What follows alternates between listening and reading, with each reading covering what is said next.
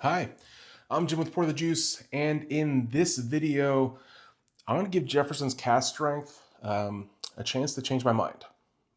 So, I did a review video on Jefferson's Cask Strength, and my final grade was, I believe it was a 72 out of 100, which, I mentioned is still a buy for me. It's just not, necessary to go grab a backup while you have the chance. And it seems like some people disagreed. A lot of people thought that, um, it's a better bottle than what I give it credit for. I need to let it open up a little bit more. And that may be true. It happens with a lot of bottles that I own. I tried them in the beginning, they're pretty good, or they have some off flavor on it. And then after a little while, they open up and they become great bottles of whiskey. And maybe that is the case with this one. And I do enjoy it as is. So even if it doesn't get any better, I still really enjoy the juice. But having said that, I will give it a chance in this blind. Pour it into this glass. This is going to be glass A.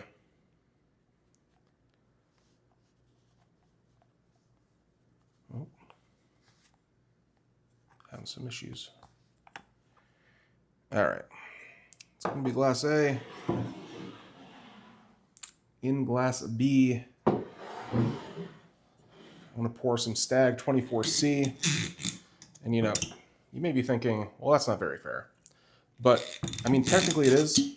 Stag is a bottle with an SRP of around the same price as the Jeffersons. I think Jefferson's SRP was like 70 and Stag is 60. So even though one's allocated and one's harder to get, doesn't mean that price points are different. And Jefferson's also has a higher proof point. So I think it's fairly fair. The next bottle I'm going to use is going to be Elijah Craig. This is C924. This is the Elijah Craig you could find everywhere in New Jersey right now. Every store I go into has C924. So I thought this would be interesting too.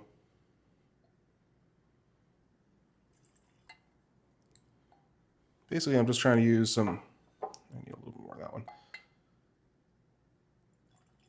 Some whiskeys around the same proof point and around the same price point. And lastly, this is just an ordinary Jack Daniel's single barrel proof.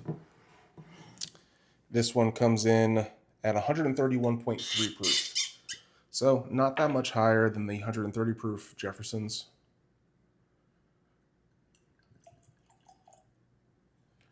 All right. And so for the Jack, I'm putting on the D. I realize I forgot to put the other ones on, but that's all right. Pre-planned which glass would be which. So Jack is going to be D for Daniels. Elijah Craig is going to be C for C924. That leaves Stag with B.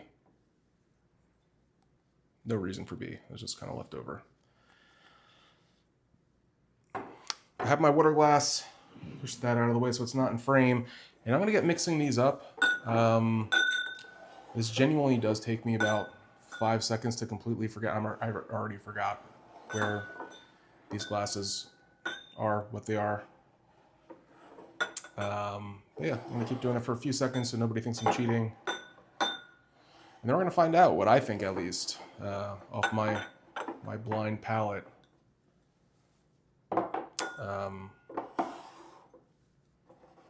My blind palate thinks is going to be the best one. I'll rank these 1 to 4. All right. I think that's good. I'll do a sniff test once I'm through. Maybe I'll re-rank them after that. Probably not. And then I'll go through one time sipping. I will re-rank going through and also on the way back. That smells good. They're all going to smell good. They're great whiskeys. This one's dark.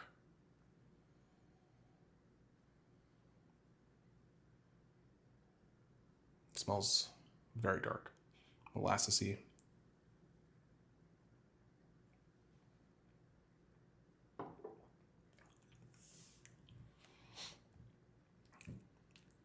hot.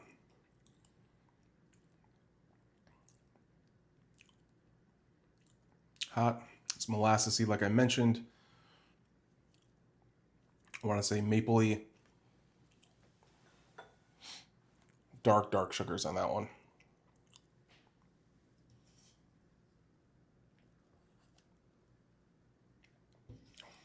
It's a great finish on it too. I'll try to get through this fairly quickly,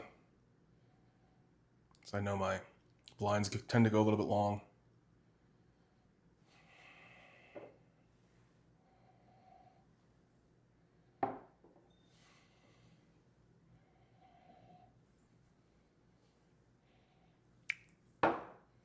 This one smells the best out of the next three for sure.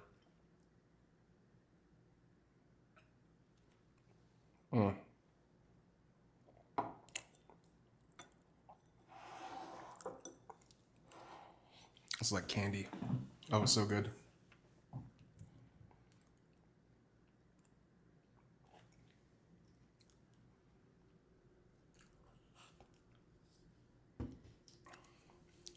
Based on my taste, I'm gonna believe this is probably either the Jeffersons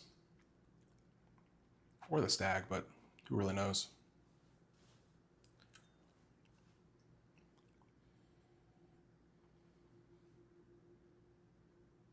Got some like pool water coming off this right now. There's not much on the nose.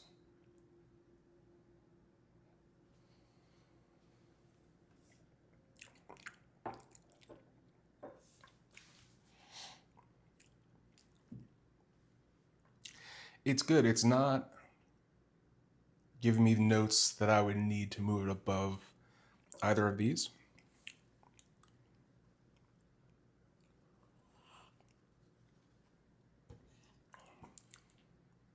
It's good though. All these are hot. My palate's gonna be blown out in about 2 more sips. I don't know how those other guys, Bourbon Junkies and SLB, do it when they're doing these massive blinds with all these whiskeys at 130 proof. I honestly can't do it. I enjoy doing it, but my palate just can't handle it.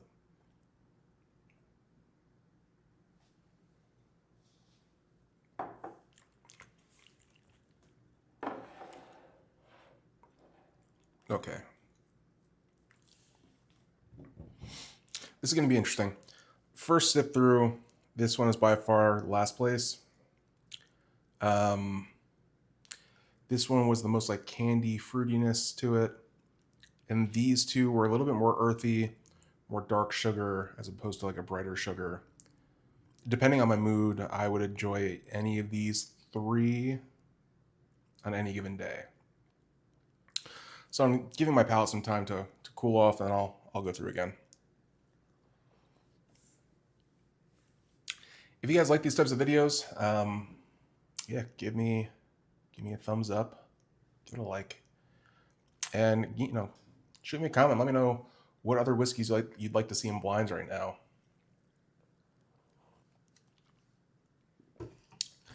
Even if it's after you see me rate 1 out of 100 and you want to see compared to other whiskeys, happy to do it. All right.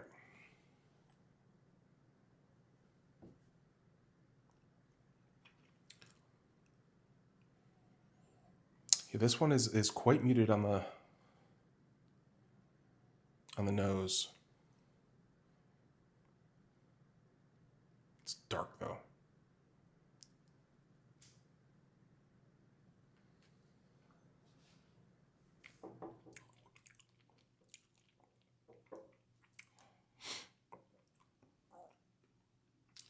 Lots of brown sugar on this one. Getting like earthy brown sugary. It's kind of stuck there though. Be interesting to go back through. I enjoyed it better that time than I did first coming through. It's a little salty almost too.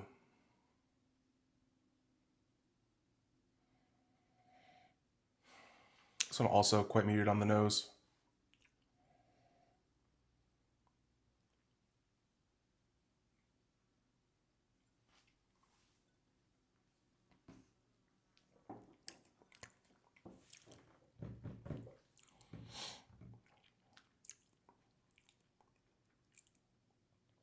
This is tough.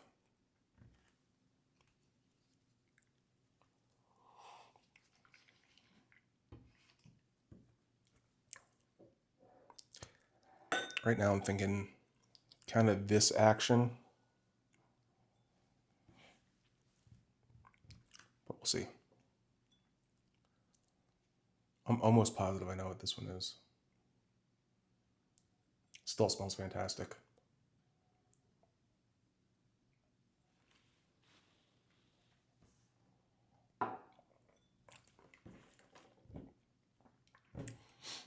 And it's still the same as it was that first sip. Molasses, a tiny bit nutty, mapley.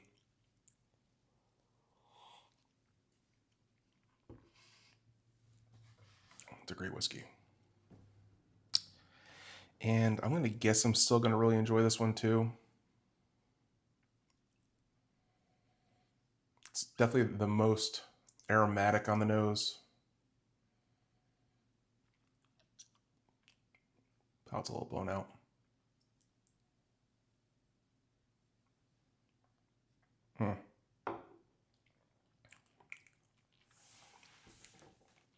It's got that candy, fruity sweetness. It's a little bitterness on the end, but it's just it's a different experience with this glass. Honestly, it's probably like this right now. But I really do enjoy both.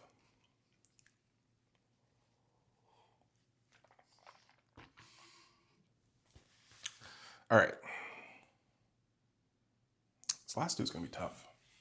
I'm going to try to give my palate some more of a break.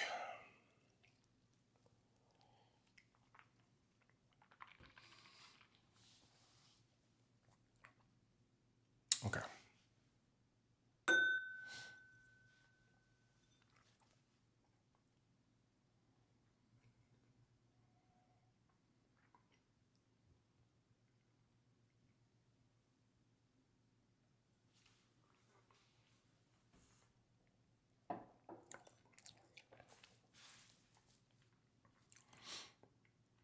It's a solid whiskey.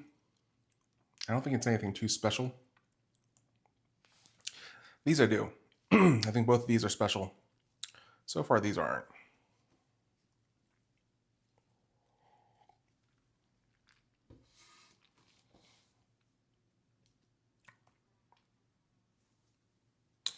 Damn fly. I hope you don't hear it buzzing.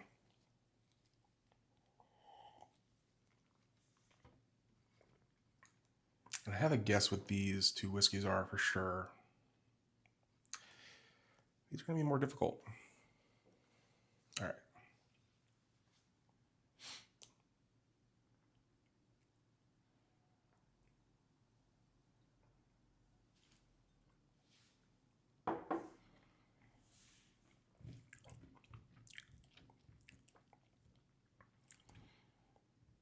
I dried out my mouth immediately.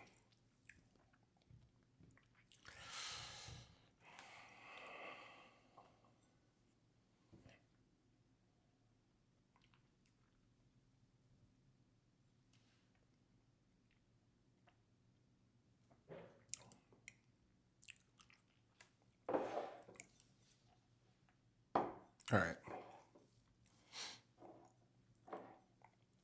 This is what we're doing.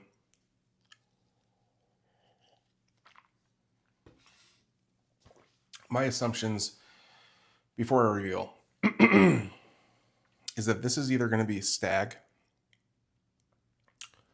or it's really going to surprise me. And this is going to be the Jeffersons. Because when I did the Jeffersons review, I did get some fruit. Getting quite a bit of fruit on this. It's coming across like candy sweetness, so I do think it's the Stag. And this is Stag 24C, which wasn't the best batch last year. So we'll see. Almost positive this is Jack Daniels. And then I don't know for either of these. Maybe this is Elijah Craig, and this is one of these is Jack Daniels. Who knows? I'm gonna guess Jack, Stag, EC, BP, Jeffersons. Let's find out what number one is. That'll be fun. Number 1 is Stag 24C. All right. Let's go with second place. See if I'm right or wrong. I'm right. It is the Jack Daniel's Single Barrel Proof. Second place. And yeah, let's get third place.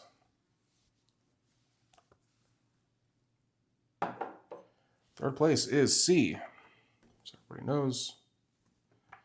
That's the C924 Elijah Craig Barrel Proof, which leaves fourth place as A, which is the Jefferson's Reserve Cask Strength. And you might have noticed at the end of the blind, I switched these two. I just got more depth out of this glass. And when I first went through, I did get some fruitiness from glass A. So for a little while, that was throwing me off, and I enjoyed it a little bit more. As I went on, just comparing the two, the depth and the dark sweetness and kind of the, I don't know, yeah, depth of flavor in the Elijah Craig kind of stood out over the Jefferson's Cask Strength. Again, like I said, none of these are bad whiskeys, obviously. Really enjoyed the Jefferson's Cask Strength. To me, I'm going to stick by what I thought, though. I do believe it's a very good whiskey. I would not buy a backup immediately of it, even though it says limited. If you want to do it as an investment, whatever, go ahead. But I just think it's good whiskey. I don't think it's anything too crazy. I recommend picking one up. I also recommend all these. Thanks for watching.